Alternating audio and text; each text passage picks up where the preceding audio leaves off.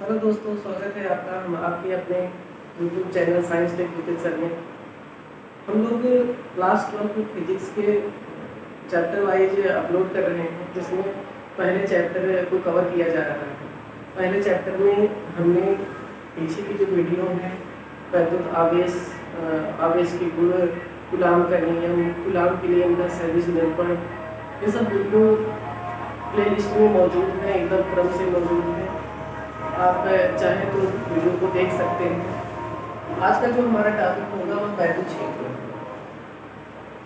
तो वैद्युत क्षेत्र के पढ़ने से पहले इस चैप्टर के जो पहले के टॉपिक हैं उनको जरूर पढ़ें। जब पहले के टॉपिक को पढ़ेंगे, आवेशों के बारे में पढ़ेंगे, तो आपको यहाँ पर ज़्यादा क्लियरिटी मिलेगी। तो हम ये रिक्वेस्ट करेंगे आपसे कि इसको देखने से पहले हमारे इसके पहले वाले के जो आवेशों से संबंधित वीडियो है उसको जरूर देखें। अगर आप आवेशों के बारे में जानकारी रखते हैं तो आइए वीडियो को शुरू करते हैं। वैद्युत क्षेत्र आज का जो हमारा यहाँ पर टॉपिक रहेगा आज की क्लास का, वह है वैद्युत क्षेत्र, वैद्युत क्षेत्र रेखाएं, वैद्युत क्षेत्र रेखाओं के गुण।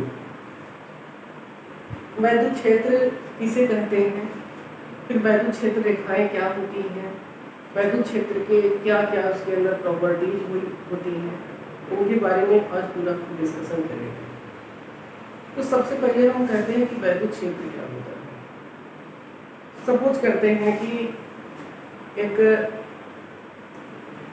उदाहरण से सबको स्टार्ट करते हैं कि वैद्युत क्षेत्र आप कैसे समझ पाएंगे।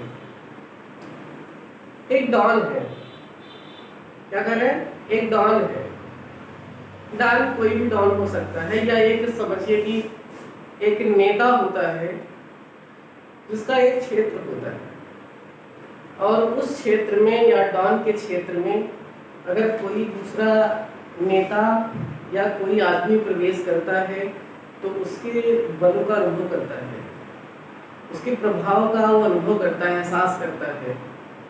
लोग उसको बताते हैं उसके बारे में। तो जैसे हम यहाँ पर देखें कि ये देखिए, मान लेते हैं कि एक पर्सन है, यहाँ पर एक डॉन है या नेता समझिए, इसका एक ये क्षेत्र हो गया। इस क्षेत्र में अगर कोई दूसरा पर्सन आता है,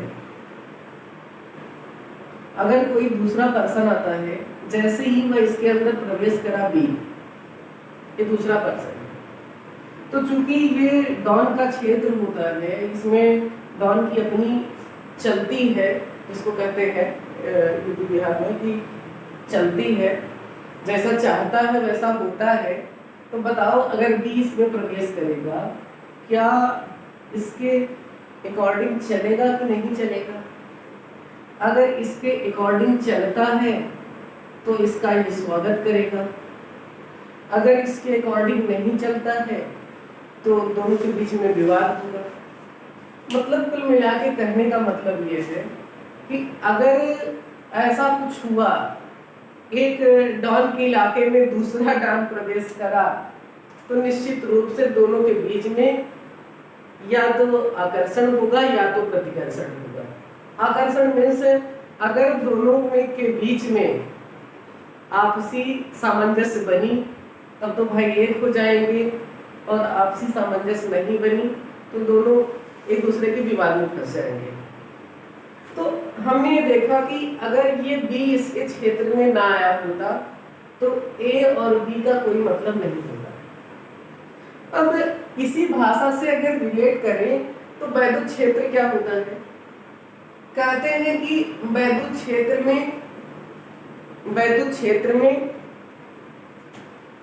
क्षेत्र एक आवेश होता है। एक आवेश के चारों ओर का एक निश्चित क्षेत्र बनता है। आवेश के इस क्षेत्र में अगर अन्य कोई आवेश प्रवेश करता है, इसके इस क्षेत्र में अन्य कोई आवेश आएगा। जैसे यहाँ पर Q आवेश के क्षेत्र में Q0 आवेश को हमने लेकर आया। जब ये Q0 आवेश लेके हम आएंगे तो यह Q0 आवेश इसके कारण, इस आवेश के कारण एक बल का अनुभव करेगा। अगर दोनों समान प्रकार के हुए तो प्रतिकर्षण बल का अनुभव करेगा, और अगर दोनों विपरीत प्रकार के हुए, सपोज करिए कि ये धन है ये ऋण है, तो दोनों में आकर्षण बल का अनुभव होगा। तो ठीक इसी तरीके से हम ये समझ सकते हैं कि वैद्युत क्षेत्र क्या होता है। कहते हैं कि किसी आवेश के चारों ओर का वह क्षेत्र जहां अन्य किसी धन परीक्षण आवेश को लाने पर वह आकर्षण या प्रतिकर्षण बल का अनुभव करता है, तो उसे वैद्युत क्षेत्र कहते हैं। अगर ये हमारा वैद्युत क्षेत्र हो गया, इसमें हमने आवेश को लाया तो वैद्युत बल का वो अनुभव करा।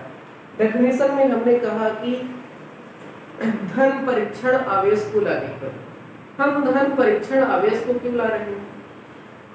परीक्षण तो समझ में आया कि हम यहाँ पर इसका टेस्ट करने आ रहे हैं, तो परीक्षण आवेश हुआ। दूसरी बात कि हम धन परीक्षण आवेश लाएंगे।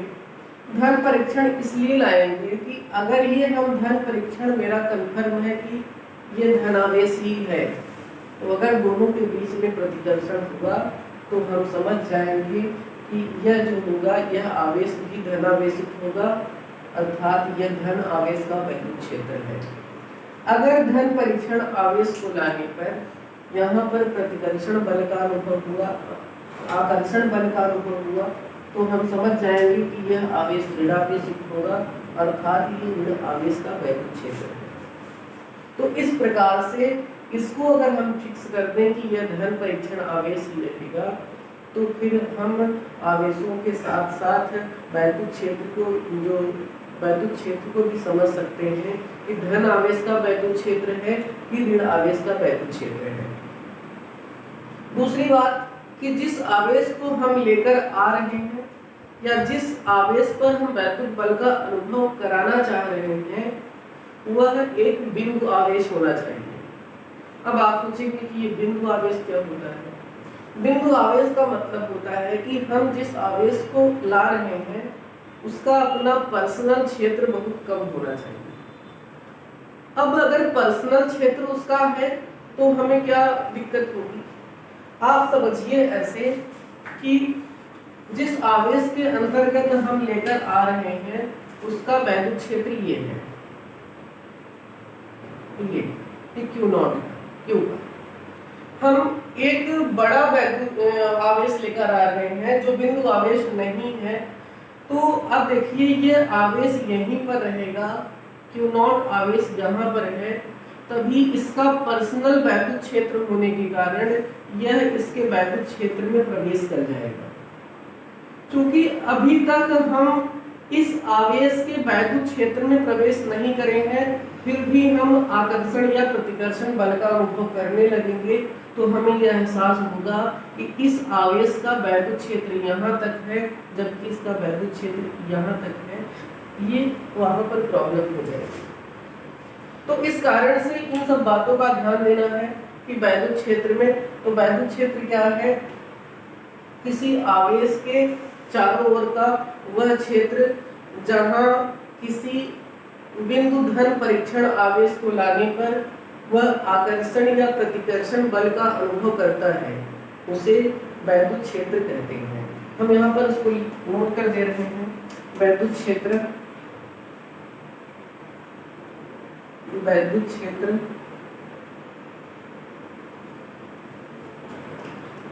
आवेश के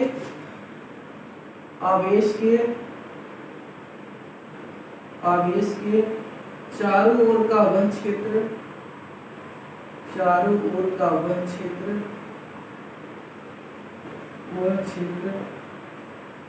जहां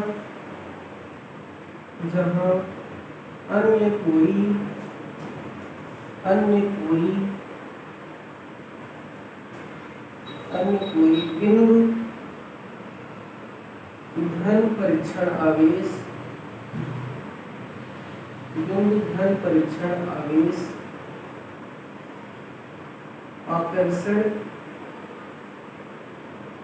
या प्रतिकर्षण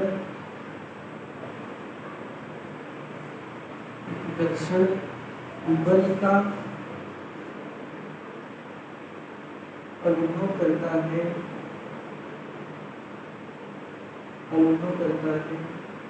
उसे वैद्युत क्षेत्र कहते हैं। उसे वैद्युत क्षेत्र कहते हैं।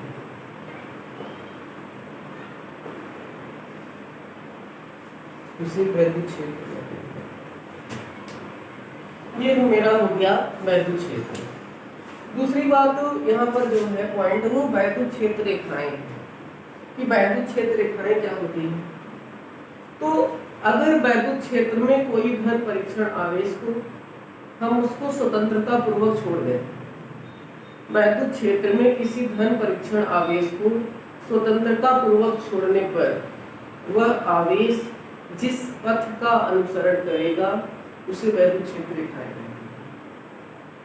फिर से, वैद्युत क्षेत्र में किसी धन परीक्षण आवेश को स्वतंत्रता पूर्वक छोड़ने पर वह आवेश जिस पथ का अनुसरण करता है उसे वैद्युत क्षेत्र रेखाएं कहते हैं। इसको हम यहाँ पर नोट कर रहे हैं, वैद्युत क्षेत्र रेखाएं,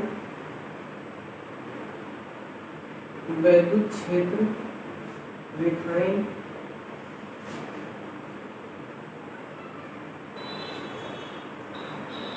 वैद्युत क्षेत्र में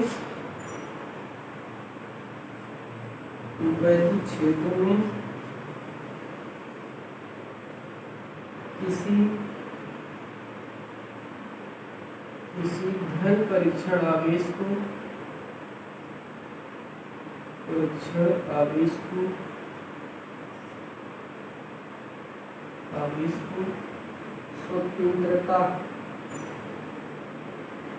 स्वतंत्रता पूर्वक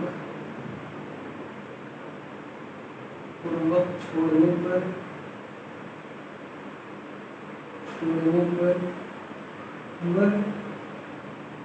वह जिस पथ का अनुसरण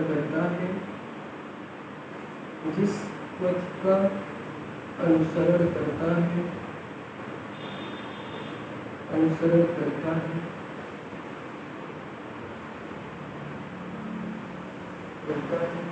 उसे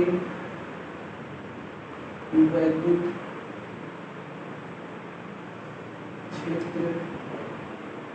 क्षेत्र रेखाएं कहते हैं।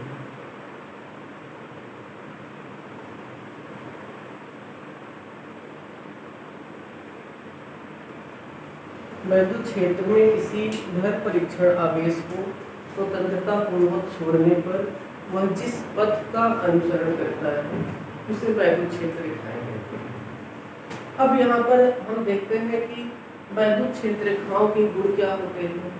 तो इसके पहले ये जानें कि वैद्युत क्षेत्र भी एक सदिश राशि है। वैद्युत क्षेत्र एक सदिश राशि है, तो इसमें एक दिशा होगी। इस दिशा को भी हम ज्ञात करना चाहेंगे कि किस प्रकार से इसकी दिशा ज्ञात कर पाएंगे। तो उसको जानने के लिए हम वैद्युत क्षेत्र रेखाओं का थोड़ा विस्तृत अध्ययन करेंगे। ठीक है, तो इसको हम देखेंगे वैद्युत क्षेत्र रेखाओं के गुण में कि वैद्युत क्षेत्र रेखाओं के अंदर क्या क्या गुण पाए जाते हैं। तो वैद्युत क्षेत्र रेखाओं का गुण ये होता है कि वैद्युत क्षेत्र रेखाएं सदैव धनावेश से निकलती हैं और ऋणावेश में प्रवेश करती हैं। जो धन आवेश होते हैं वहां से वैद्युत क्षेत्र रेखाएं निकलती हैं और ऋण आवेश में वैद्युत क्षेत्र रेखाएं प्रवेश करती हैं। लेकिन हम ये नहीं कह सकते कि वैद्युत क्षेत्र रेखाएं बंद वक्र का निर्माण करती हैं। वैद्युत क्षेत्र रेखाएं बंद वक्र का निर्माण नहीं करती हैं। जैसे हम देख रहे हैं कि यहाँ पर एक Q आवेश है, Q प्लस आवेश है। तो वैद्युत क्षेत्र रेखाओं का पहला जो प्रॉपर्टी होती है कि वैद्युत क्षेत्र रेखाएं सदैव धनावेश से निकलती हैं। वैद्युत क्षेत्र रेखाएं धनावेश से निकलती हैं। ये देखिए वैद्युत क्षेत्र रेखाएं होगी, वैद्युत क्षेत्र रेखाएं सदैव धनावेश से निकलती हैं। दूसरी बात हमने कहा कि वैद्युत क्षेत्र रेखाएं ऋणावेश में प्रवेश करती हैं। अगर कोई ऋण आवेश है, यहाँ पर Q माइनस है, तो वैद्युत क्षेत्र रेखाएं इसके अंदर प्रवेश करती हैं।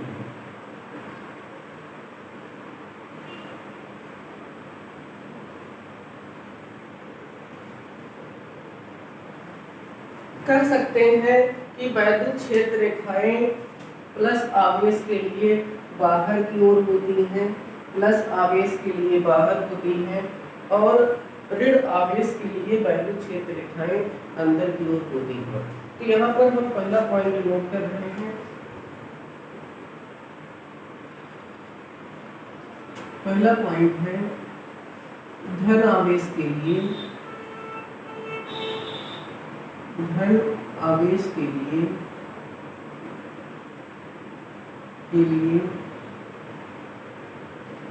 वैद्युत क्षेत्र रेखाएं, वैद्युत क्षेत्र रेखाएं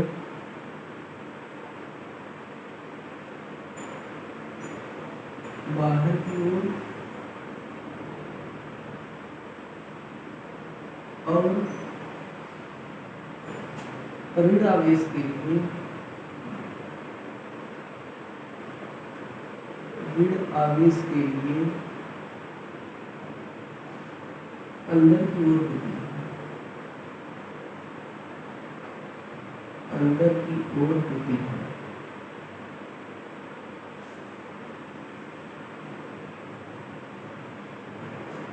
धन आवेश के लिए वैद्युत क्षेत्र रेखाएं बाहर की ओर और ऋण आवेश के लिए वैद्युत क्षेत्र रेखाएं अंदर की ओर होती हैं। हमारा जो दूसरा पॉइंट यहाँ पर होता है वैद्युत क्षेत्र रेखाओं के गुण में आता है। वैद्युत क्षेत्र रेखाओं के गुण में जो दूसरा पॉइंट आता है कि वैद्युत क्षेत्र रेखाएं हमेशा धन आवेश से निकलकर ऋण आवेश में प्रवेश करती हैं, लेकिन वैद्युत क्षेत्र रेखाएं कभी भी बंद वक्र का निर्माण नहीं करती हैं। अब इसे हम कैसे देखते हैं? फिगर के माध्यम से देखेंगे कि ये हमारा Q प्लस आवेश हो गया, Q प्लस आवेश हो गया, और ये हमारा Q माइनस आवेश हो गया।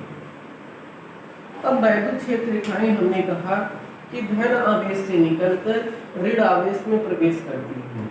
ये इन दोनों का दूरी हो गई। अब वैद्युत क्षेत्र रेखाएं हमेशा धन आवेश से निकलेंगी और ऋण आवेश में प्रवेश करेंगी। ये यहाँ पर धन आवेश से निकलकर ऋण आवेश में प्रवेश करेंगी। जितनी भी वैद्युत क्षेत्र रेखाएं होंगी सब धनावेश से निकलकर ऋण आवेश में प्रवेश करती हैं। यहाँ पर और भी हो सकते हैं, बहुत सारी वैद्युत क्षेत्र रेखाएं ऐसे निकलकर प्रवेश करेंगी। यहाँ पर हम दिखा देते हैं, यहाँ पर प्रवेश करेंगे।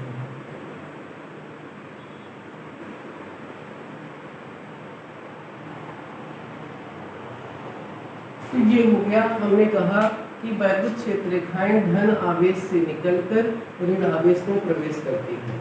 अब आप सोच रहे होंगे कि सर कह रहे हैं कि बंद वक्र का निर्माण नहीं कर रहे, तो यहाँ पर वैद्युत क्षेत्र रेखाएं यहाँ से आकर इसमें आके बंद हो जाएंगी तो बंद वक्र हो जाएगा। तो मेरे भाई ऐसे बंद वक्र नहीं बनता है। जब वैद्युत क्षेत्र रेखाएं यहाँ से प्रवेश करें फिर अंदर से माइनस Q आवेश से प्लस Q आवेश तक अगर आती हैं तब उसको हम बंद वक्र कहते हैं। अगर यहाँ पर बंद होने का अगर आपको थोड़ा सा भी डाउट हो रहा है तो हम आकर्षण की जगह पर प्रतिकर्षण द्वारा आवेशों को समझ सकते हैं। जैसे जो हमने दोनों आवेश लिया, दोनों प्लस आवेश या दोनों माइनस आवेश होते तो क्या होता?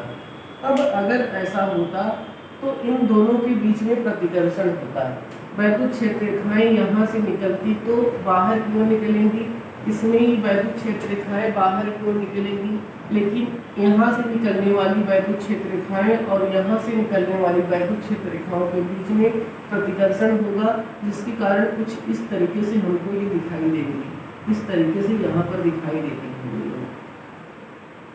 वैद्युत क्षेत्र रेखाएं निकलती तो है पर एक दूसरे के प्रतिकर्षण के कारण ऊपर की ओर या नीचे की ओर ये मुड़ जाती हैं, एक दूसरे के पास में नहीं जाती हैं। ये होता है। और भी बहुत सारी वैद्युत क्षेत्र रेखाएं ऐसे निकलती हैं जो कि बाहर की ओर तो निकलती हैं लेकिन वैद्युत क्षेत्र में प्रवेश ना करके दूसरे आवेश की ओर ना जा करके वो मुड़ जाती हैं, क्योंकि उनके बीच में प्रतिकर्षण बल लगता है। तो यहाँ पर इस फिगर से भी हम समझ पा रहे होंगे कि वैद्युत क्षेत्र रेखाएं बंद वक्र का निर्माण नहीं करती हैं। वैद्युत क्षेत्र रेखाएं केवल आकर्षण के कारण प्लस या माइनस की ओर रहती हैं। तो ये हमारा दूसरा हो गया कि वैद्युत क्षेत्र रेखाएं वैद्युत क्षेत्र रेखाएं वैद्युत क्षेत्र रेखाएं वैद्युत क्षेत्र रेखाएं धन आवेश से निकलकर ऋण आवेश से निकलकर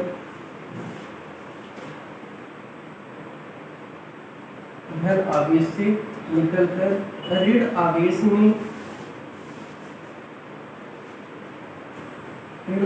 में समाप्त होती है।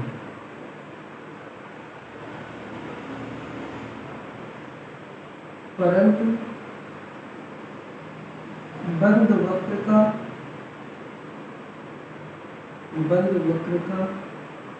निर्माण नहीं करती है। बंद वक्र का निर्माण नहीं करती है। जो हमारा तीसरा गुण है यहाँ पर ही कि वैद्युत क्षेत्र रेखाओं पर किसी भी स्थान पर खींची गई स्पर्श रेखा उस बिंदु पर वैद्युत क्षेत्र की दिशा को प्रदर्शित करती है।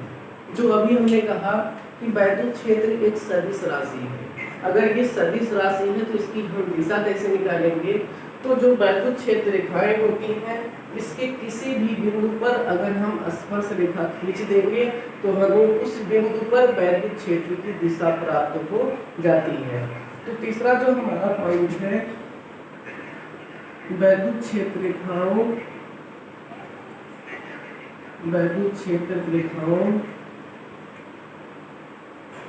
पर किसी बिंदु वैद्युत क्षेत्र रेखाओं के किसी बिंदु पर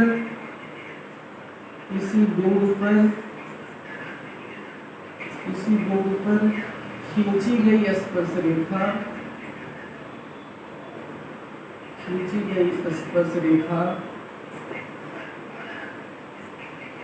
वैद्युत क्षेत्र की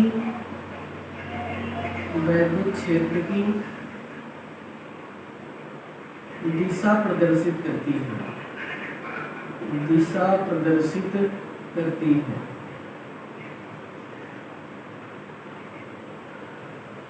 जैसे ये हमारा एक वैद्युत क्षेत्र है। अगर इस पॉइंट पर हम निकालना चाहते हैं कि वैद्युत क्षेत्र की दिशा क्या है तो हम यहाँ पर स्पर्श रेखा खींच दें। ये देखिए हमने स्पर्श रेखा खींच दिया तो इस स्थान पर वैद्युत क्षेत्र की हमें दिशा प्राप्त होगी। अगर हम चाहते हैं कि इस स्थान पर वैद्युत क्षेत्र की दिशा हमें मिले तो हम इस स्थान पर वैद्युत स्पर्श रेखा खींच देंगे तो ये हमें वैद्युत क्षेत्र प्राप्त हो जाएगा। तो इस प्रकार से हम किसी भी बिंदु पर वैद्युत क्षेत्र की दिशा को प्राप्त कर सकते हैं। जो हमारा तीसरा टॉपिक होने वाला है यहाँ पर चौथा गुण होने वाला है वह है वैद्युत क्षेत्र रेखाएं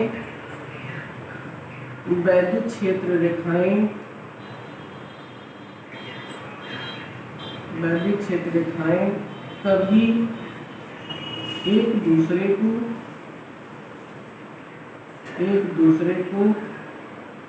काटती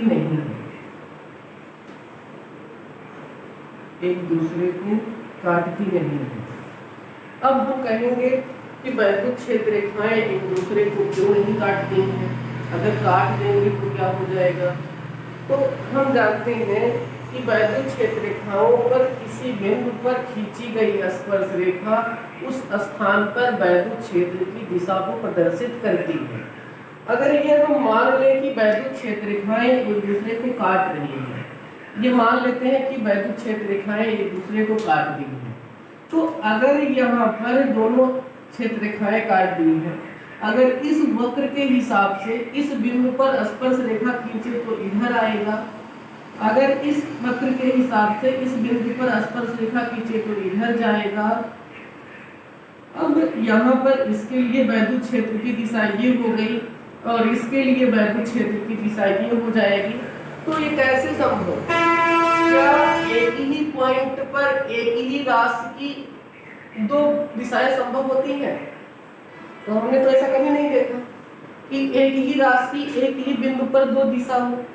ये बताओ, क्या आप लोग एक ही समय में दो दिशाओं में चल सकते हो? तो कहेंगे नहीं चल सकते भाई, हम आगे बढ़ेंगे तो एक ही दिशा में जाएंगे, दो दिशा में चल नहीं सकते हैं। वैद्युत क्षेत्र या तो इधर दिशा प्रदर्शित कर सकता है या तो इधर दिशा प्रदर्शित कर सकता है। तो कहने का मतलब है कि जो ये बात कही गई है कि वैद्युत क्षेत्र रेखाएं काट सकती हैं, वो नहीं काट सकती हैं।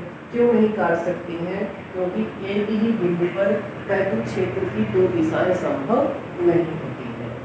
एक ही बिंदु पर वैद्युत क्षेत्र की दो दिशाएं संभव नहीं होती हैं। अगला जो हमारा पॉइंट होता है वह है कि वैद्युत क्षेत्र रेखाएं जिस स्थान पर पास पास होती हैं वहां पर वैद्युत क्षेत्र प्रबल होता है, जिस स्थान पर वैद्युत क्षेत्र रेखाएं दूर दूर होती हैं वहां पर वैद्युत क्षेत्र रेखाएं दुर्बल होती हैं। अगर कहीं पर ऐसा है कि वैद्युत क्षेत्र रेखाएं सभी समांतर हैं, सभी एक दूसरे के समांतर हैं, तो हम वहां पर कह सकते हैं कि वह एक समान वैद्युत क्षेत्र है। प्रश्न आता है कि आप एक समान वैद्युत क्षेत्र से क्या समझते हैं? तो उसका आंसर ये देना है कि एक समान वैद्युत क्षेत्र अगर होगा तो निश्चित रूप से उसके अंदर जितनी भी वैद्युत क्षेत्र रेखाएं होंगी सब एक दूसरे के समांतर होंगी। अगर वैद्युत क्षेत्र रेखाएं कहीं पर दूर होती हैं, कहीं पर पास होती हैं, इसका मतलब है कि जहां पर वैद्युत क्षेत्र रेखाएं दूर हो रही हैं वहां पर वैद्युत क्षेत्र प्रबल है, और जहां पर वैद्युत क्षेत्र रेखाएं दूर हो रही हैं वहां पर वैद्युत क्षेत्र दुर्बल है, और जहां पर वैद्युत क्षेत्र रेखाएं पास पास हो रही हैं वहां पर वैद्युत क्षेत्र प्रबल है। तो इसका भी वैद्युत क्षेत्र का भी अंदाजा यहाँ पर लगाया जा सकता है कि किस स्थान पर प्रबल है, किस स्थान पर दुर्बल है। इसकी सहायता से वैद्युत क्षेत्र रेखाओं की सहायता से ये हम पता लगा सकते हैं। तो लास्ट पॉइंट हमारा है कि जिस स्थान पर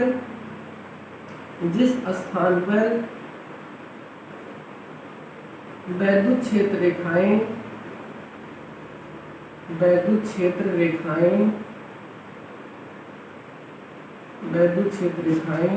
पास पास होती हैं,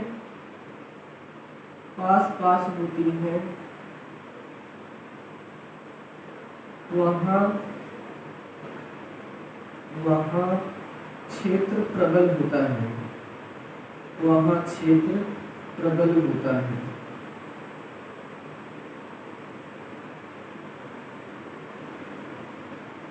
और समांतर होने पर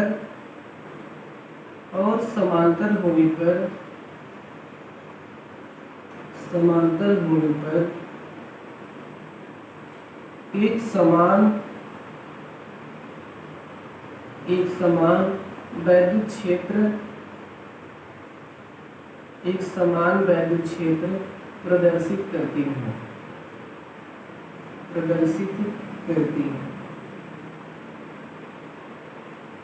जैसे हम देखें कि यहाँ पर देखिए वैद्युत क्षेत्र रेखाएं सभी एक दूसरे के समांतर हैं, सभी वैद्युत क्षेत्र रेखाएं एक दूसरे के समांतर हैं।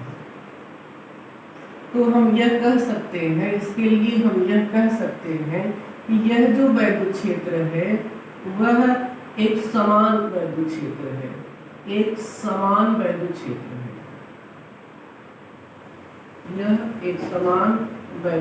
है। इस हिसाब से यह भी कहा जा सकता है कि जो हमारे आवेश होते हैं जहां से वैद्युत क्षेत्र रेखाएं निकलती हैं यहाँ पर वैद्युत क्षेत्र प्रबल होता है, यहाँ पर वैद्युत क्षेत्र प्रबल होगा, इसके जो बीच का पॉइंट होता है वहां पर वैद्युत क्षेत्र दुर्बल होता है। तो ये रहा आज का क्लास कि वैद्युत क्षेत्र क्या होती है, वैद्युत क्षेत्र रेखाएं क्या है और वैद्युत क्षेत्र रेखाओं के गुण क्या होते हैं, इनसे हमें क्या क्या लाभ होता है वैद्युत क्षेत्र रेखाओं के गुण से। यह हमने 1 by 1 करके सभी चीज़ों को आपको डिटेल में बता दिया है। अगर आपको फिर भी यहाँ पर वैद्युत क्षेत्र रेखाओं को समझने में कोई समस्या हो रही है तो आप कमेंट सेक्शन में कमेंट करिए और वहाँ पर हम आपके जो भी क्वेश्चन होगा, जो भी डाउट होगा उसको क्लियर करने का प्रयास करेंगे। अगला जो हमारा टॉपिक होगा वो वैद्युत क्षेत्र की तीव्रता के ऊपर होगा। तब तक आप लोग बढ़िया से इसका नोट्स बनाएं और पढ़ते रहिए। अगर पीछे आवेशों के बारे में नहीं जानते हैं तो हमारी पीछे वाली वीडियो देखिए, और तब तक हम नई वीडियो लेकर आते हैं। तब तक हम चलते हैं। धन्यवाद, थैंक यू। खुश रहिए, मस्त रहिए, खुद भी पढ़ते रहिए, दूसरों को भी पढ़ाते रहिए। धन्यवाद।